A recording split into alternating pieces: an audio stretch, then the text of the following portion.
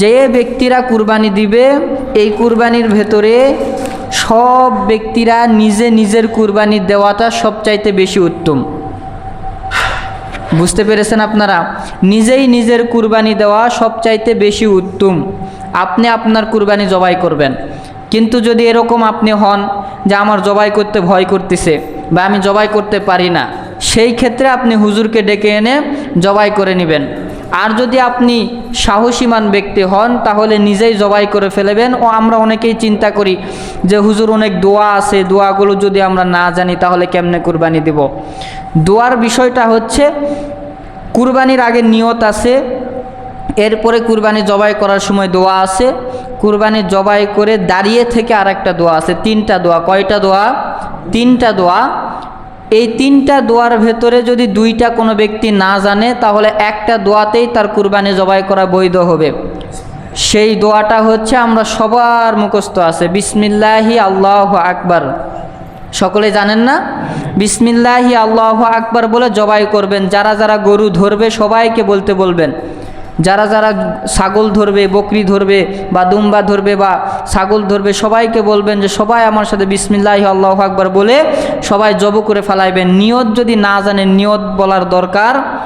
এরপরে 7 জনের কুরবানি, 7 জনের কুরবানির ভিতরে এর নাম ওর নাম ওর নাম ওর নাম শুনে এরপরে কুরবানি। হুজুর যদি নাম না শুনে এ হুজুর মনে হয় জানেই না, এই হুজুর মনে হয় কুরবানি করাই জানে না, মনে হয় পড়াশোনাই জানে না, হুজুর নামই শুনল না। কুরবানির ভেতরে 7 জনের নাম শোনার কোনো প্রয়োজন নাই, বা 5 জন বা 3 জন 2 জন কারো নাম শোনার প্রয়োজন নাই। আপনার নাম আল্লাহ জানে কি জানে না? আপনার অন্তরে কে কে কুরবানি দিচ্ছে এটা আল্লাহর কাছে মনে হয় খবরটা নাই। এই জন্য হুজুরকে সবার নাম ধরে উমুক উমুক উমুক উমুকের নামে জবাই হবে, নাম বলার কোনো প্রয়োজন নাই। শুধু 7 জনের পক্ষ থেকে জবাই। এরকম 7 জন ব্যক্তি উপস্থিত থাকা ভালো। 7 জন ব্যক্তি উপস্থিত থাকবে। ঘটনাক্রমে যদি 1 জন 2 জন কোনো কাজে আটকেও যায়, নাও আসতে পারে, কুরবানি করে দেবেন, কোনো সমস্যা নেই। এরকম নয় যে ও যতক্ষণ পর্যন্ত আসবে না ততক্ষণ পর্যন্ত কুরবানি হবে না, এরকম নয়। কুরবানির আগে নিয়ত আছে। আমাদের 2টা দোয়া মনে হয় সবারই মুখস্থ আছে। ইন্নী ওয়াজ্জাহতু ওয়াজহিয়া লিল্লাযী ফাতারাস সামাওয়াতি ওয়াল আরদ হানিফান ওয়া মা আনা মিনাল মুশরিকিন।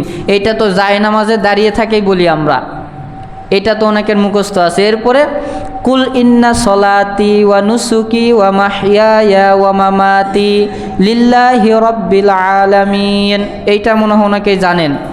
এরপরে লা শারিকা লাহু ওয়া বিযালিকা উমিরতু আনা আউয়ালুল মুসলিমিন, এই দোয়া পড়ে, এইটা নিয়ত, এই দোয়া পড়ে বিসমিল্লাহি আল্লাহু আকবার বলে জবাই করে দাঁড়িয়ে থেকে আল্লাহুম্মা তাকাব্বালহু মিন্নি কামা তাকাব্বালতা মিন হাবিবিকা মুহাম্মাদ ওয়া খলিলিকা ইব্রাহিম আলাইহিমাস সালাতু ওয়াস সালাম, এই একটা দোয়া আছে। কিন্তু এগুলো কোনোটাই আপনার জানার প্রয়োজন নাই, শুধু বিসমিল্লাহি আল্লাহু আকবার বলে জবাই করবেন, বৈধ হয়ে যাবে। তো এইভাবে জবাই করবেন। এরপরে জবাই করার পরে 3 ভাগ করা, মুস্তাহাব আমল 3 ভাগ করা, যে 3 ভাগ করে 1 ভাগ আত্মীয় স্বজন, 1 ভাগ ফকির মিসকিন, 1 ভাগ নিজের জন্য রেখে দিবেন বা খাইবেন বা যে কোনো কাজে ব্যবহার করবেন।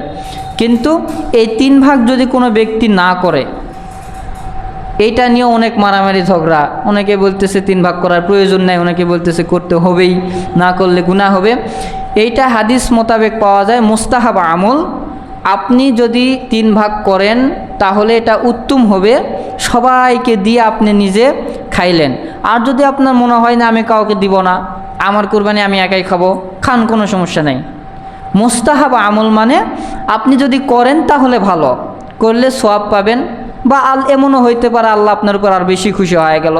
কিন্তু না করলে যে আবার আল্লাহ বেজার হয়ে যাবে এরকম নয়। মুস্তাহাব আমল, ফরজও নয়, সুন্নতও নয়। এই জন্য করলে ভালো, না করলে কোনো সমস্যা নেই। এই জবাই শেষ হয়ে গেল। এরপরে যে চামড়া আছে ফকির মিসকিন বা যে কোনো মাদ্রাসা, এতিমখানা মাদ্রাসাগুলোতে দিয়ে দিবেন। হুজুররা মনে হয় অনেক গ্রামে গ্রামে আদায় করার জন্য আসে চামড়া। আপনাদের গ্রামে আসে না? আদায় করার জন্য মনে হয় আসে না। এদিকে মাদ্রাসা নেই, আমাদের ওইদিকে মাদ্রাসা থেকে হুজুররা চলে আসে চামড়া নেওয়ার জন্য। মাদ্রাসায় দিয়ে দিবেন। অনেক এতিম মিসকিনরা মাদ্রাসায় পড়াশোনা করে, তাদের অনেক টাকা পয়সার অভাব। আমাদের মাদ্রাসা থেকে তো সরকারি কোনো বেতন ভাতা নাই, এই আপনাদের দয়া বা আপনাদের অনুগ্রহতেই পৃথিবীর বুকে যত কওমি মাদ্রাসা আছে সবগুলো চলে, তো দান করে দিলেন। এইটাই হচ্ছে কুরবানি জবাই করার মূল নিয়ম। এইবার ঈদগাহে যাওয়ার আগে সুন্নত।